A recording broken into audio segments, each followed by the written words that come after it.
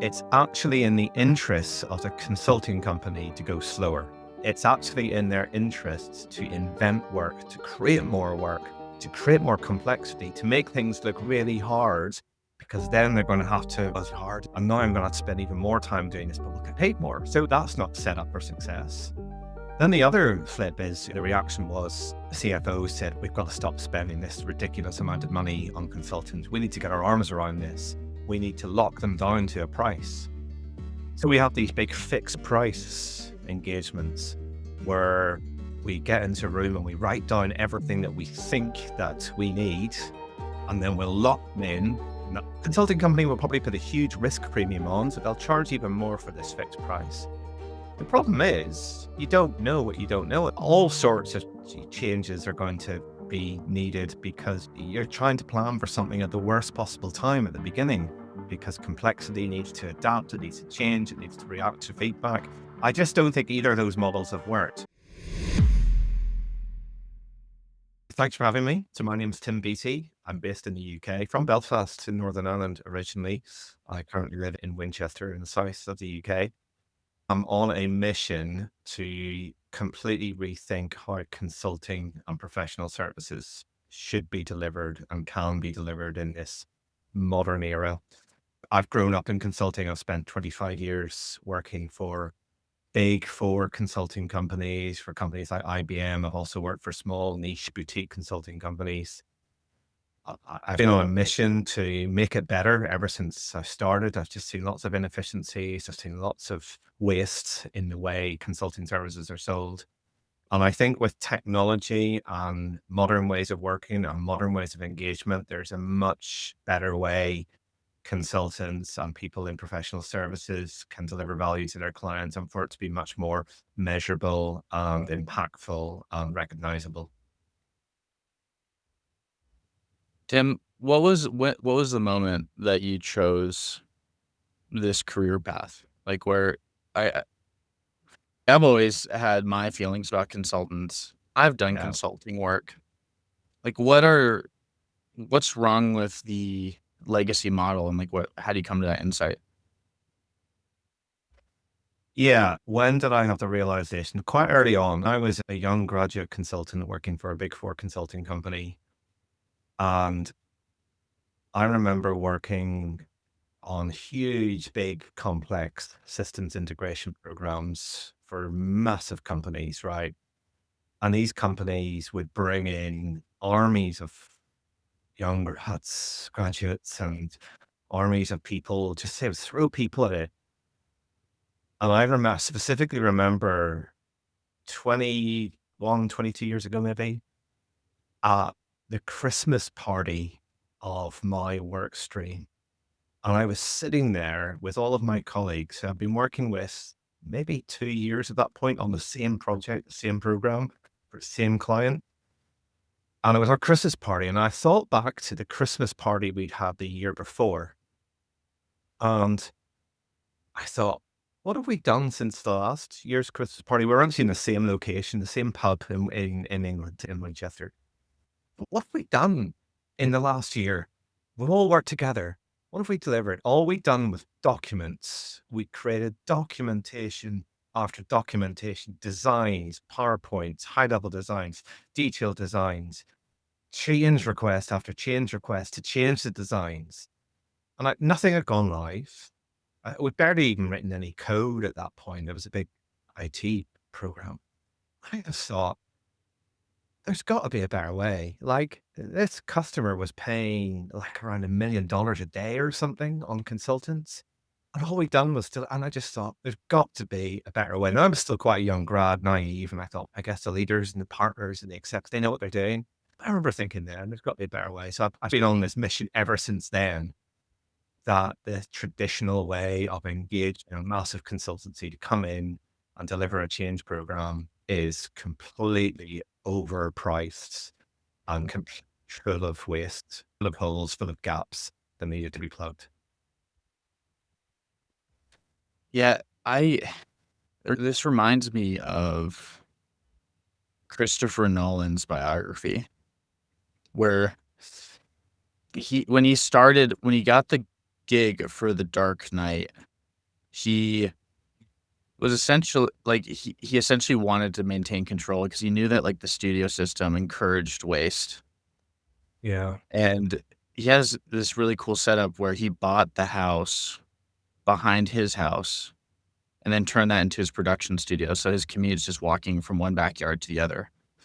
And he, as soon as he found out he got the job, the same day he got to work with his team to start working on like concept art, the screenplay. It's months before like production, like pre-production really started because the big studios encourage you to hire like a bunch of people really fast before you have a plan. And I'm going to get ahead of this. And something that like I learned from Christopher Nolan is if you micromanage yourself and like proactively report to people like that you have a plan, that you're thinking through things, you're on top of things. The insight that Chris had is that people will leave you alone and give you control. And that's like the opposite of consulting. It's like consulting's like like in order to get them to do anything, you need to bully them as the client to get them to do anything. I just think it is extremely wasteful. The incentives are to play to not lose, not to play to win. Yep. And I've been adjacent to like multiple like ERP projects that like just don't work. Yep. Same. Yep. And I think part of the problem there is consultants are, like you say, they're micromanaged. Even the term, I remember I had a resource manager and their job was to resource me like I was a tool or a commodity or something. Not a human being. I was being resourced onto a project and I was a resource in there. It's a term I really don't like. And I think it sets the scene from day one as to how you're perceived. So I really like your Christopher Nolan point there, because if we, and this is one of my learnings early on, that if we get away from that transactional nature in consulting, where it is a client and a supplier, or a client and a consultant that is being resourced onto their project to produce these deliverables, if we get away from that kind of language and we get much more into an autonomous small group of people who are partnering together to deliver an outcome, the whole nature of why we're here and what we're doing and what's motivating changes, right? It feels like, no, we are sparring together. We're going to work together. We've got a problem that we're trying to solve. We've got an outcome we want to try and achieve. We want to work in a more autonomous, self-organizing way so that we don't have that problem. So I think, yeah, Christopher Nolan was on something there. I just think there are so many little features in that industry that have led us down this dark path. Yeah. And like maybe walk me through because I've never done like professional, like I've never been a part of a big consulting firm ever. And I have my like opinion, my point of view of what the promise business model is. So I'm going to say this out loud and I want to see your reaction. The consulting business model to me, the promise is like burst capacity work that like you don't have to maintain headcount over a long period of time on this project. And you build this thing and it's usually for a cost center project. It's not like a strategic investment in the business. It's a delegation. On paper, it looks smart. What I've seen the business model for consultants be, in my experience, is it is insurance for like VPs or executives to be like, okay, if it works out, I'm smart. If it didn't work out, I can use the consulting firm as a sacrificial lamb to like have no culpability for the issue, because I think that's like most of the like real like true operating executives when they do hire like consultants, it's like someone they trust. It's someone's firm they trust. They bring them in and they do a great job.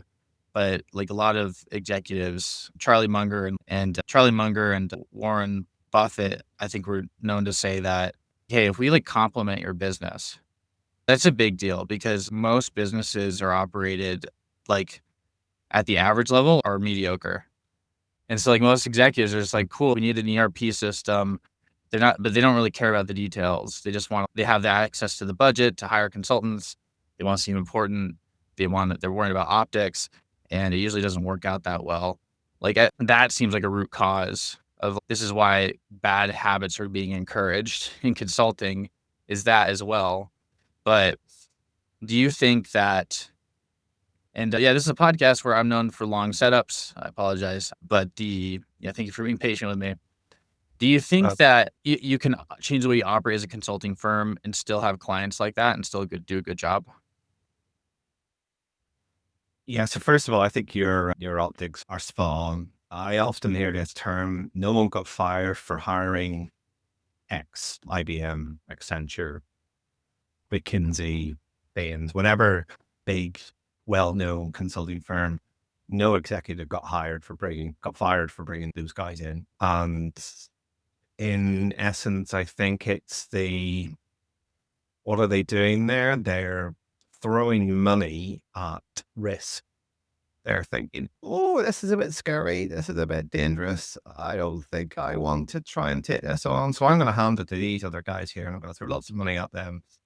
And then it's just, she said, if it works out, well, I brought those guys in. If it didn't, it's I'll beat them up and I've got my contract here to, we'll get the lawyers in. I saw that happen a number of times. So it's the, uh, I don't know, what's the word? It's chickening out a little bit because what's really the right thing to do? If you are an executive leader of your company, right? They say this in comms all the time. Your most important asset is your people, right? Um, so why are we getting another company's people in to come in and do stuff and learn stuff and build some stuff and then fly away? Probably at the point where the need for them is becoming more and more. It's suboptimal in so many ways. And often the way these engagements are for these big companies, that the way that they are sold is one of two ways. One is a time and materials, right? Big company X is going to pay consulting company Y.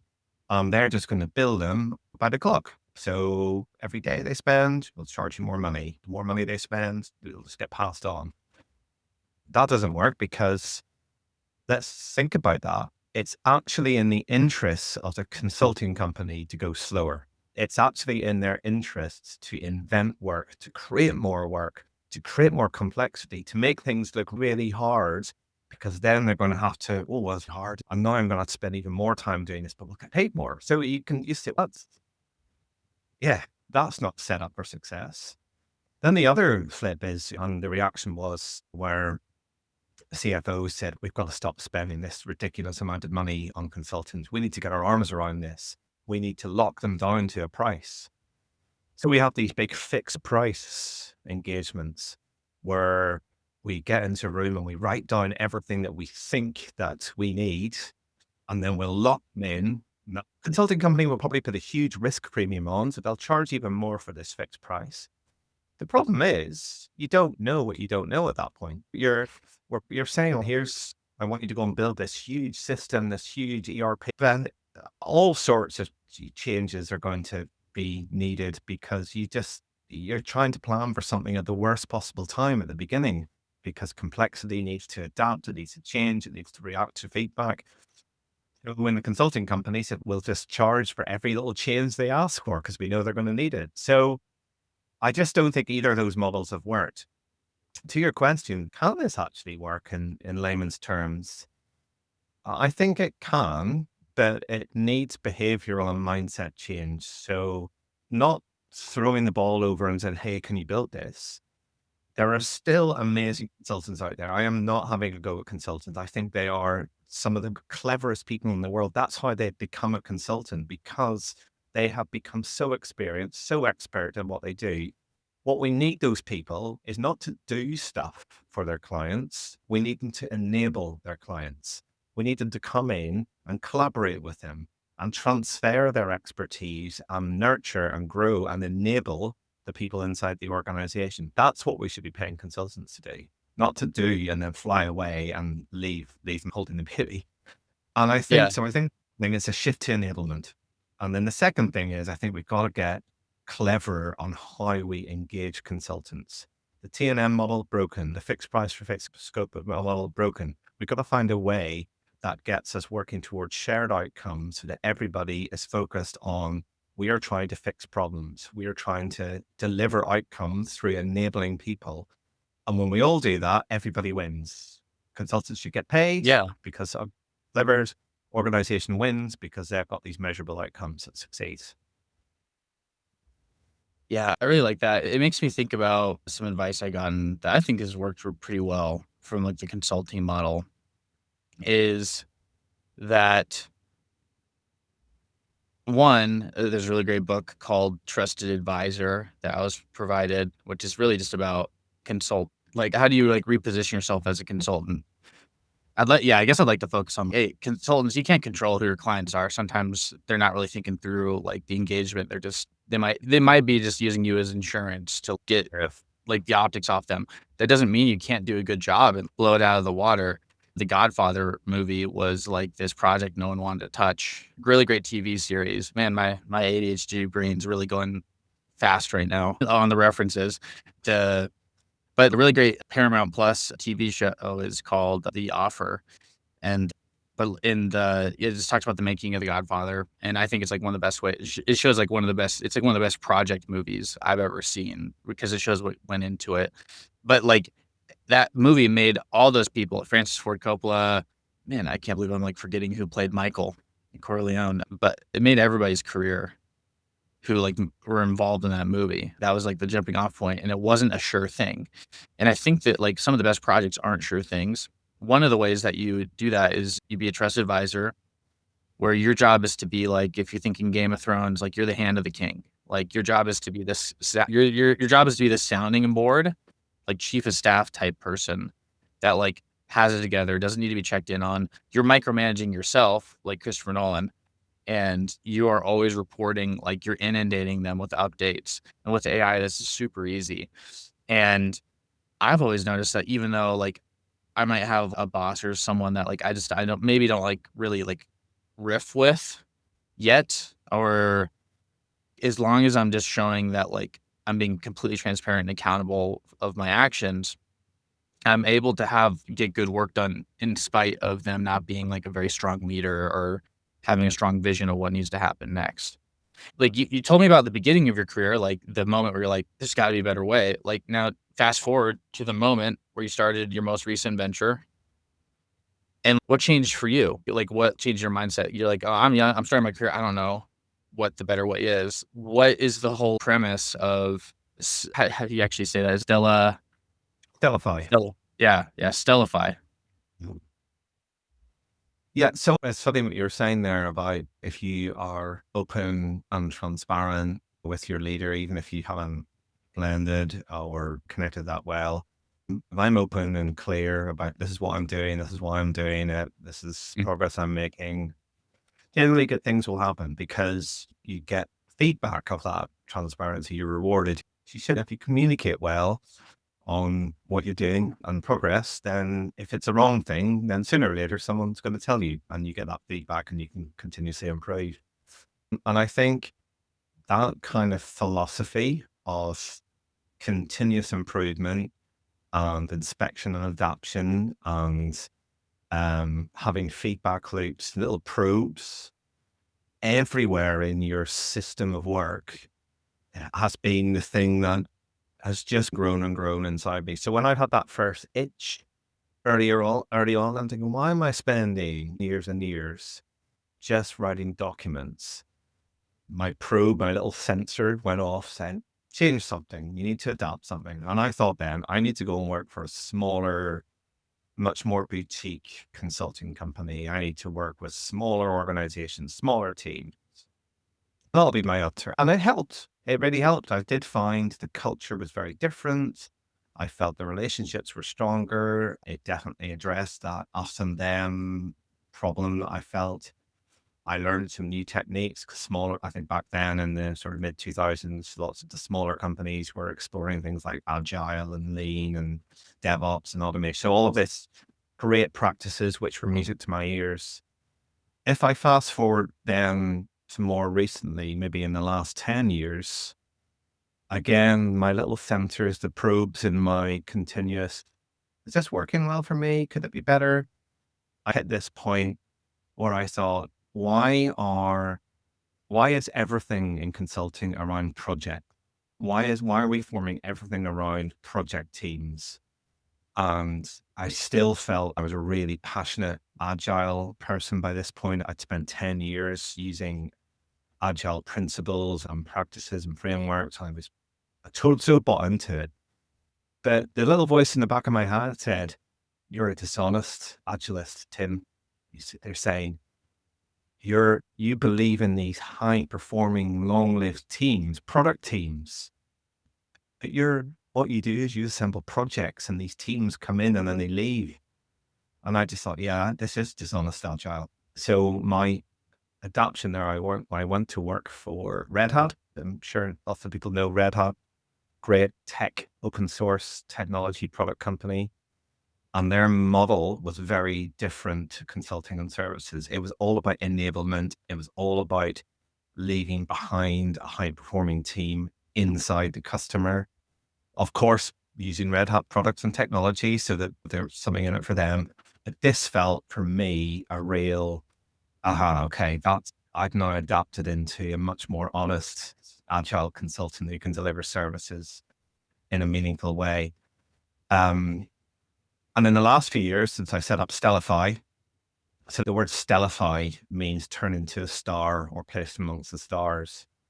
And this was this idea, can I look at different teams, different parts of the organization, or even multiple organizations, including the services company, and can I join them up? Can I form constellations between these stars, these bright stars, this energy where all of the energy happens?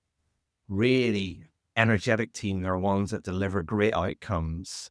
And what we really want are these constellations, these star charts, of teams that connect with each other. So that was really in my last sort of sensory moment where I thought, I really want teams to be able to help themselves, and I want them to be able to understand what their outcomes are, how they measure progress towards them, and can they connect, can they form a constellation with another part of the organization so they can see the impacts that they can have when that bright light is there. So that's where I am now. I'm building a whole system and framework of an operating system really around that kind of philosophy, those principles of outcome thinking, enablement, and self-service. What's the Yeah, okay. My last job was the first time I came into contact with a job family called sales enablement. And Okay. I'm like, "What is enablement?" And Well, what I've noticed is, like, there's, like, this whole operation about meant to build out, like, bespoke training materials for the sales team to if there's, like, a product rollout, like, they actually make trainings and all this stuff to help the sales team. What's the different like, what is enablement and how is it different than like, what's the and, like, the opposite of enablement? Because I think, yeah, like, we have a word for enablement. Is it consulting? Yeah, what's the difference? Yeah, so what's the opposite of enablement? It's disablement. It means I'm yeah. not able to do something. So the transition Like we're it trying to do with enablement is to, at the beginning, they're not able to do something. And when they've gone through enablement, they are able to yeah, do something. So sales enablement is a really interesting one, right? We should go into that. So this means when you go through sales enablement before, you weren't able to sell something. And when you've been through sales enablement, suddenly you have got some skill, you've got some knowledge, you've got some capability that you didn't have before that allows you to go and sell.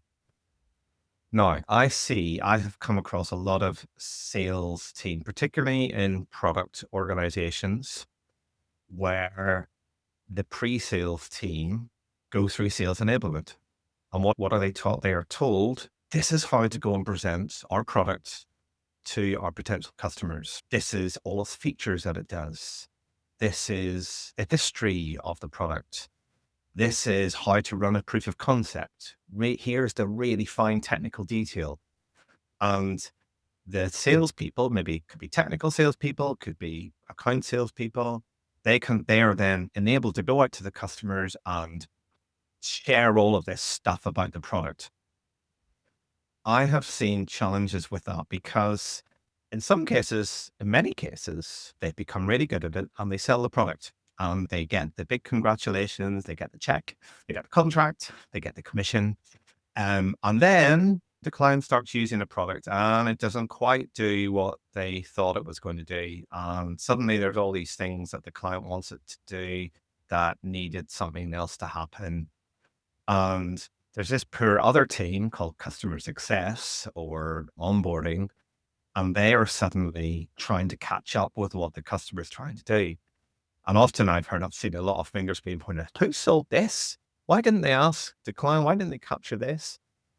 So I actually think sales enablement, particularly in product organizations, is starting to evolve and it's becoming more of a how do we enable Salesforce to engage with customers, understand the problems that they're having at the moment and why this product might help, and then anchoring the sale around the outcomes being that the customer succeeds and they get and those problems are addressed, those pain points go away, and we can see measurable value. And I think that's what really good sales enablement is, because if that happens, then your product succeeds. It probably you retain the customers. The customer's thinking, this is great. I bought this product. These people helped me. They said it was going to fix my problems. It has. I'm going to keep renewing. Maybe even it's going to grow. Maybe even we're going to move to other parts, or there's going to be referrals into sister organizations. So all of that really good stuff happens if there's been good sales enablement. The problem is, I think a lot of sales enablement just focuses on teaching what's in the box and doing what it takes to convince the customer to sign and not that afterthought. Yeah, like I like how you just brought down to the core principle of enablement is you are positioning someone to do something themselves. Like Yeah. that you're not the hero, right? I think a bad consulting is I'm Luke Skywalker. Like Yeah. the best consultants are Yoda, right? Like you Yeah. are you are coaching them, you're advising them. You're not like doing the work for them. You could like it's almost like the difference of especially with AI now. It's like Mhm. you could hand them the tools they need to do their own financial analysis. You just have the taste to be like, you know what? I think you need to do this kind of study or like this type of analysis framework. Here's like some system prompts that you can use to better to walk through Claude with Excel through your problem. And then when you're done, let's meet again. And then I'll help do editorial with you on it to make sure that everything worked correctly. And like now you're like this, yeah, it's a trusted advisor framework. But then what I hear, like most sales enablement, what that isn't effective is it's more of how do you teach them to read this rote script in a product that they Mhm. don't believe in, but they want to get paid, they want to get their commissions. I think there's a difference between like education, like in the traditional sense, and enablement, where like most enablement I've seen when I was watching sales enablement, I'm like, oh, this is really just a lecture or like a seminar. And the sales team isn't like better off after taking it. They just now have like more of an incoherent narrative. But then, like, when they're Yeah. enabled, they know how to adjust the script and listen and value sell. There's like a change in like the behavior, I guess. Like, Yeah. Sales enablement is looking through the lens of the customer and thinking about what is value for them and how am I going to sell the solution to their problem rather than my product, which is just a tool to go and fix that.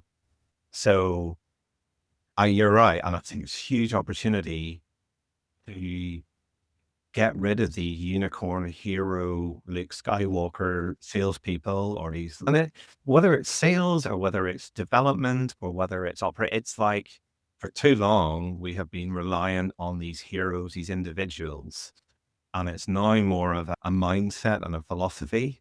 Yeah, a force is strong. Yeah, I see what you did there. Yeah, like Yeah. Star Wars. Well, it's like when you're talking about mindset and culture, it's invisible. But when it's good and and a force is strong, it feels really good, and you know it, and you can feel it, and you can see it, and really good things happen. And I think that's, and especially with AI, which is doing a lot of the heavy lifting very invisibly under the invisible cloak. It's like, how do we bring that AI and context together? How can consulting and enablement be capturing that context so the LLMs can really harness the power of the force? And then amazing outcomes can happen much quicker than in traditional senses. So it's a really exciting space I think we're going into with all of this. Oh my, yeah. Like I'm getting like really optimistic. It's at least for people that all the people that have been frustrated by consulting or like the way things have been done pre AI have the disposition to really succeed now because knowing something that like knowing a rare skill is no longer a high value commodity. It's the ability to apply frameworks as long as you have the vocabulary, which questions to ask if you're like an autodidact. You can figure it out. There is this operations consultant that I read, and I wish I knew the name of the Substack. I'll link it in the bio, but it's the show notes. And he was just talking about how he hired an intern with no experience. Like he has 20 years of operating businesses, manufacturing, all that stuff. And he hires an intern and with no experience, no Excel experience, and gives him a chat GPT, like a max subscription, like $100, $200 month subscription, and tells him like, hey, these are the frameworks I want you to apply. And then within 3 days, the kid comes up with a pretty reasonable outcome. And now the kid doesn't know why, but he's Mhm. starting to know why because he's having these tight feedback loops with the AI to connect the dots. And it took me 20 years to learn this. If this kid keeps doing this, how long will it take him to get to like my level of proficiency? 3 years? As long as they're sticking with it and running the models over and over again. Like there is no, I mean, I think consulting, it really needs to change because if it's, hey, our job is to get associates to do like deep analysis for you and proprietary analysis methods, it's not that hard to find like ex-employees of that consulting firm, like Bain McKinsey, and like just pay for that information of what the framework is and then run it through an agent to get the same outcome. And it's like, what do consultants do? Could you walk me through, I think, a time where like you apply these new principles that you've been talking about in like a case study, like with a client, like when you finally test out your thesis? Could you walk me through that process and that story? Yeah, yeah. Yeah. Yeah. Bring you right up to date. So one of my big clients I'm working with at the minute, again, I think any engagement, any consulting engagement needs to start with, why are we even talking? What are the problems we're trying to solve and who are we trying to solve them for? And can we anchor the engagement with an initial set of target outcomes and ways that we're going to measure progress towards doing that? Now that alone, just getting started, and when I think back to 18 months ago when I started with the client I had in my mind, it started with a workshop in a room and it needed some really great facilitation. I brought in some of the very best facilitators that I know of, I trust. And I thought, what is it that's so special about these couple of people? They make people feel safe in a room. They can help get stuff out of people's heads and onto a wall on sticky notes, on whiteboards with tape. And they can create such energy in the room that there's great conversation. And I don't think an AI bot, even if it's got the most realistic human voice in the world, I don't see an AI agent being able to do that. There's something about energy and feeling and facilitation and setting up the room and setting up the context to create that safety. So that's how my engagements always start in the room. Now, what's happened since then is the engagement has grown, and we have started working with lots of individual teams and individual domains and different parts of the organization. We've still taken that outcome centric approach. Let's always have an outcome that we're aiming for that matters to them. Let's always figure out some measures that will tell us if we're making progress. So that's becoming part of our mental model, our operating system.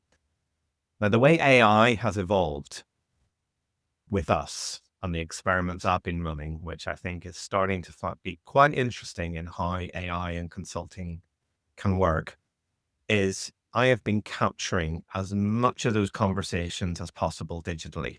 So when I go into a room for a 3-day workshop, I bring my Osmo cameras, I mic us all up. I just said, I'm going to capture this. Going to be moments in the next few days that we just want to bottle, right? Someone's going to say something, or there's going to be this moment which you're going to want to replay, or we're going to want to think back to. I just want to have that digitally stored. And if it's a call, if it's a Zoom, it's even easier because just hit the record button. But I say why I'm trying to do it. I'm not going to market it. I'm not going to put it on social media. This is what I want to do: is build a big brain of all of the conversations, the learnings, the sharings. And if I can capture it in audio, I can get transcripts, I can capture it in video, I can get transcripts and get analysis.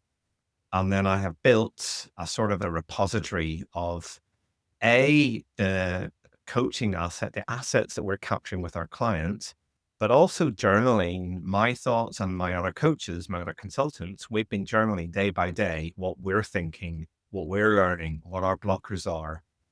And I think our commentary, plus the learning we're doing with our client, plus the outcomes and the measures, all fed into an LLM and some really good prompts, is where we're now able to advance and get really interesting insights and start to program other agents to leave behind so that we're not dependent on consultants all the time.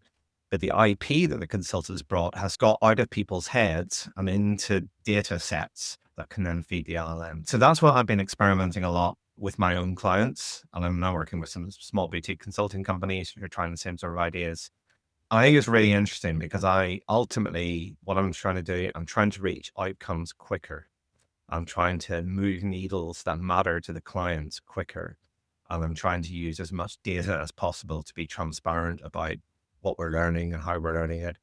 And for us to leave behind something that has a chance of then sustaining and isn't dependent on more human consultants being brought in. And that's valuable. And that's something I think clients will pay for as well. So it could change the charging model as well. So you're not just paying time and materials and human costs all of the time.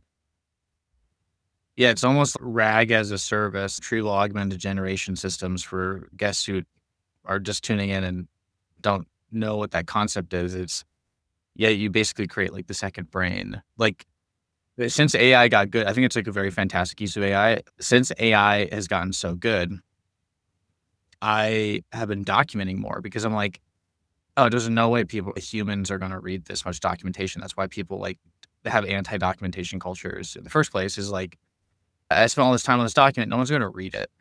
AI can, right? And so now I'm like, I document if I have an idea or a proposal, like I make one pagers all the time now because I know it's like, hey, I know an AI can retrieve this one day. And even it's been great for podcast production because it's, Right. oh, my style podcast, which is very like narrative story driven. Now it's like I could verify, pull quotes in my articles, like when I'm doing profiles about like my conversations and like everything, like the grunt work. I remember facilitating like a design thinking workshop, and then it was like 2 weeks of synthesis work, just like crunching the Yeah. numbers, trying to pay attention to everything, listening to the audio, making summaries. And there's a really great. So my last question to you before we start winding down is now that like the Alex Ramosi has this really great quote. He says, "Soft skills are hard skills. They're just called soft skills because they're hard to measure." I don't think they're hard to measure anymore, and so they're becoming hard skills now. How does your stuff, like the Stellify platform, link like into this whole premise here? Because I'm like looking at your site, like this is a software product, right? What is the what is like the value proposition and like how you're taking advantage of like these new technologies to like really get people on the same page? Yeah. I mean, there's three parts to that really. The first is you can measure everything, right? You can, even if it's something very soft, like your confidence or your mood or your enthusiasm, if you can put a probe in, you can just think about who's my audience and how am I going to measure regularly? And that is the core of our operating system, of Stellify's operating system. It is outcomes and measures that matter. So can we capture, even if it is a 1 hour podcast recording, right? Can I articulate why we're doing this, the outcome we're trying to achieve, our measures that are mattering? And could we measure it 2, 3, 4 times? I've done that with what Nudge and Learn. I've done it with a half-day workshop, and I've done it with strategic CIO OKRs for the entire year. So it is lots and lots of these things connected up so that we can see the systems thinking between measures. That's part one. And there's probably nothing new about that. I think there's a lot of platforms out there that have done this sort of thing that have become a bit over engineered. So we've tried to keep that really simple, like outcome measures, objectives or key results or goals, indicators, whatever you call them. It's just that principle. The second part is how do we capture magic moments digitally? And I think I look at podcasts, I look at how people consume content today. We are constantly being served with YouTube or Instagram or TikTok. And we're served in a certain way that we're starting to become normal, like these thumbnails with a title and a backgroundless picture. And there's why is it presented? Because it's engaged, it's triggering, it's something that I want my audience to be curious and want to go and engage. And I'm thinking that's what consultants and coaches are trying to do. They've got some information and they've got an audience and they want them to engage. So we're exploring, can we borrow from that digital media, digital creative, digital marketing world? And can we capture what might be traditional consulting services, a workshop, a training course? Can we distill that into shorts? Can we into long form video? Can we make that? Can we start to look at the data about where people are consuming and dropping off, or where are they sharing? So all of that's, there's a whole industry that looks at that. And I'm thinking, can we bring that into consulting? So that when we are capturing learning, capturing moments of a journey that consultants are helping move, can we get that digitally? One that allows some replay and sharing and longevity and a further reach of that content that maybe before would have been reliant on, if you were in the room at the time, you were lucky enough to learn it, maybe. And then secondly, and this then links to the third point, is the AI brain, this side brain, because you're thinking all of that new knowledge and learning and experience and the journey that everybody's gone on, both the consultants and the clients and the coaches. If we are feeding day by day, giving an extra brain cell based on this workshop or an extra brain cell based on this conversation, and our system, our operating system has got those measures and outcomes that matter with all of these brain cells, then we've got something quite exciting that could then be accessed and leveraged, and insights can be learned and scaled so that we are amplifying the impact of the change agents much, much further than we would have done. All about getting that data in. So that data comes in the form of outcomes, measures, and then digital content. And then the AI is, again, how can we actually leverage and consume that to really get more impact and scale the impact that those people that started with are having. Yeah. Uh, Tim, is there anything that you feel like hasn't been said that should be said before we sign off? I suppose when we talk one week, when you know, you think we're similar, we like just getting out there and talking about some of these ideas. I, sometimes I think to some people it's really obvious and this is where we are. to a lot of organizations, I was out for lunch with a load of people from my gym at the weekend, and it's so scary for them, some of this. And I do sense that everybody is at a different space on the change curve. This doesn't have to be a really big bang thing. It doesn't suddenly mean the world's going to go into meltdown and suddenly companies are going to shut down. But I do think people should experiment with some of these ideas. And I think if a company or an organization or a team likes some of the things we've talked about, they should just try it. But I'd make it really small experiments, small team, small problem, small project.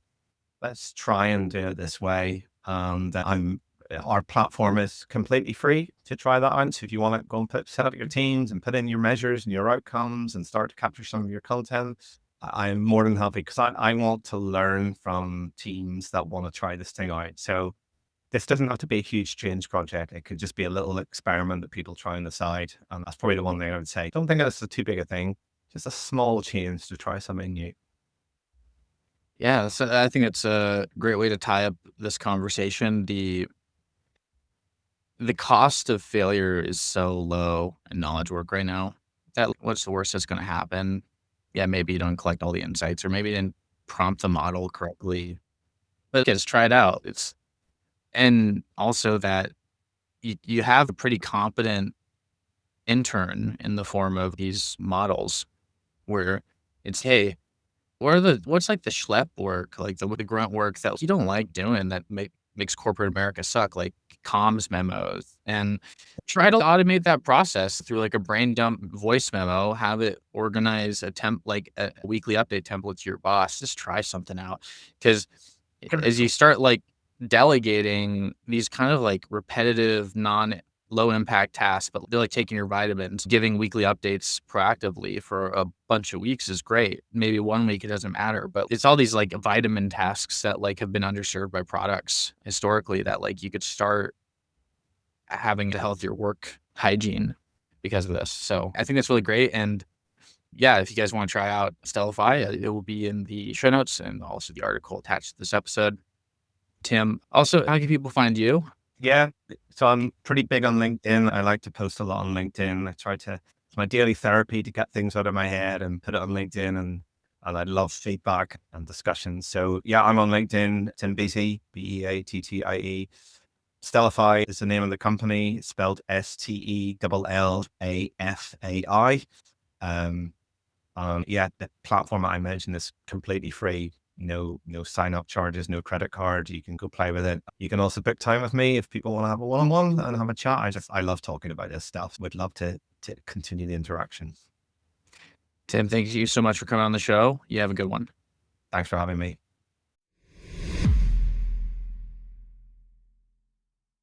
Hey listener, thanks again for listening to The Way of Product. As we power down today's session on the fusion of creativity and technology, let's solidify the energy you've gotten from our dialogue today. If you've gleaned insights or strategies that could turbocharge your projects, I have a small but powerful ask. Swing by the platform where you're hearing this and leave a review. Think of it as your digital high five to us. It's a fuel that propels this content to more creative technologists like you, amplifying the impact of the shared knowledge. So until our next interview, keep pioneering and pushing the envelope. Thanks again for lending your ears and your imagination to our community. Catch you on the next download.